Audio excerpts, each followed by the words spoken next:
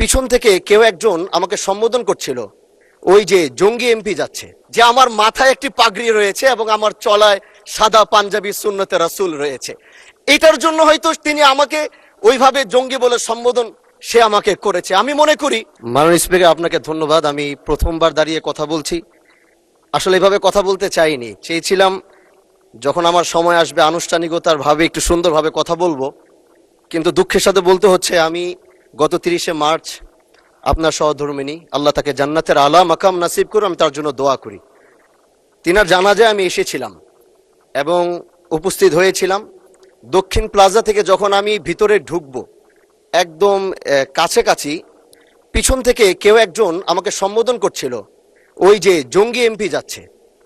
তো এই বিষয়টা আসলে এইভাবে আসতো না। তো একটু পর থেকে সোশ্যাল মিডিয়াতে দেখলাম যে এই বিষয়ে খুব লেখালেখি এবং এই ভিডিওটা নিয়ে খুব আলোচনা চলছে, যেটি জাতীয় সংসদের একজন রানিং এমপিকে সংসদের কাছে যখন জঙ্গি বলে সম্বোধন করা হয়, আর এটার জন্য এই সংসদের মান ক্ষুণ্ণ হয়েছে আমি মনে করছি। এজন্য আমি আপনার কাছে একটি অনুরোধ করব, আমাকে জঙ্গি বলার কারণটা আমি যতটুকু মনে করলাম, যে আমার মাথায় একটি পাগড়ি রয়েছে এবং আমার চলায় সাদা পাঞ্জাবি সুন্নতে রাসূল রয়েছে। এটার জন্য হয়তো তিনি আমাকে ওইভাবে জঙ্গি বলে সম্বোধন সে আমাকে করেছে। আমি মনে করি আল্লাহ নবীর সুন্নত এবং এই পোশাক কোনোদিন জঙ্গির অ্যাসেম্বল হতে পারে না জানার সবাই।